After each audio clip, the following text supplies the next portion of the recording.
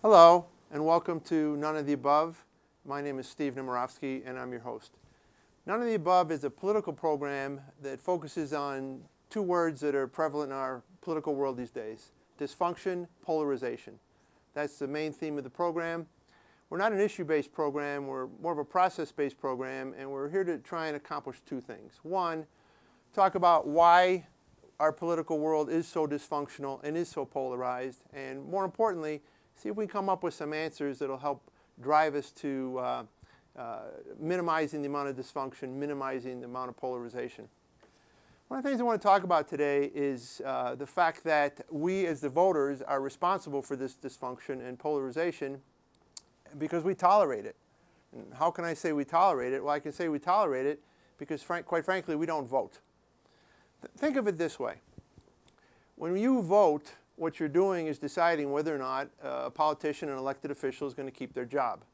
So this is your chance. You're the boss. You're the voter. You get to decide, is this person keeping their job? Now, most of the time, for those of us that get performance reviews on our jobs, if we went in and our boss said, well, here's your performance review, I rated you a 2 out of 10, a 3 out of 10. Many of us would not be keeping our jobs in that environment. In fact, most of us wouldn't be keeping our jobs if we weren't performing as an 8, a 9, whatever that would be. We certainly wouldn't be getting raises. But in the political world nowadays, most of us rate our politicians, our elected officials, as a 2, as a 3. In fact, Congress, I think, on a scale of 1 to 10, they're below 1. Yet we let them keep their jobs. And the reason we let them keep their jobs is we go to the polls and we re-elect them. One of the things I want to talk about today is the fact that not only do we re-elect them, but the impact of the fact that we don't vote. In America, right now, perhaps the biggest problem of not voting is the fact of not registering. A significant portion of our population has chosen to not even become part of the electoral process. We don't register to vote. I've got some statistics here I want to show you from the U.S. Census Bureau, and these are from November of 2012. In the United States at that time, there was roughly 215 million people in our country that could register to vote. Of that total, we only had 153 million registered voters, which gives us a residual, or the number that are not participating or electing to not be part of the process, of 62 million people. So right off the top, 62 million people don't even participate in this process. If you take the number of voters that we talked about, the 153 million that do register, and we look at the last election cycle. Again, we're looking at 2012, and in the last election cycle for 2012 was a presidential election. And one thing I'd like to point out is presidential elections actually have significantly higher turnout than do the midterm elections, the off-term elections. So this is as good as we get, a presidential election. So we started with the potential for 153 million registered voters, and of that, 129 million voted.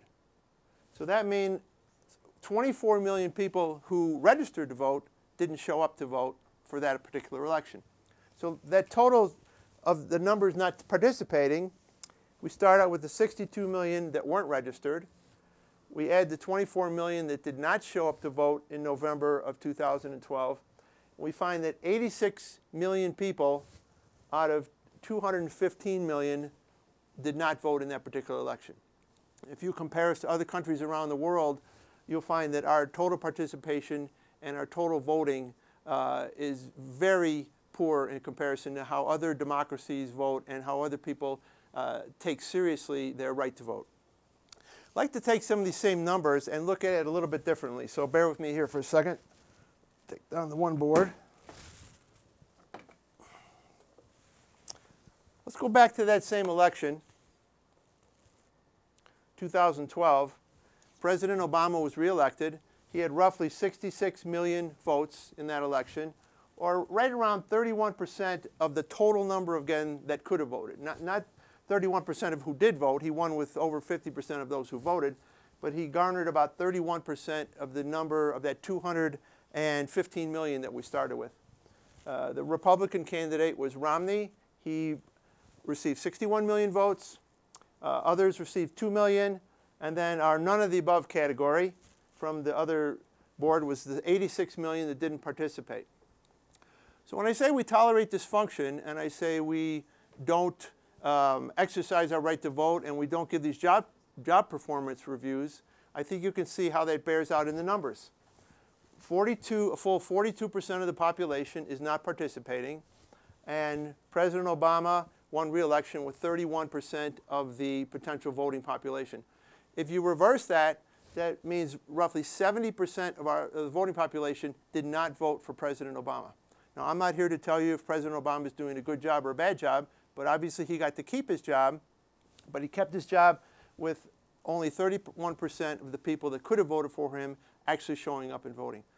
And this is, I think, one of the main reasons you have this dysfunction today, you have this polarization, more on the dysfunction side, because we as the employers are not giving our elected officials the job review, the job performance review that we should be giving them, and we can only do that if we show up to vote.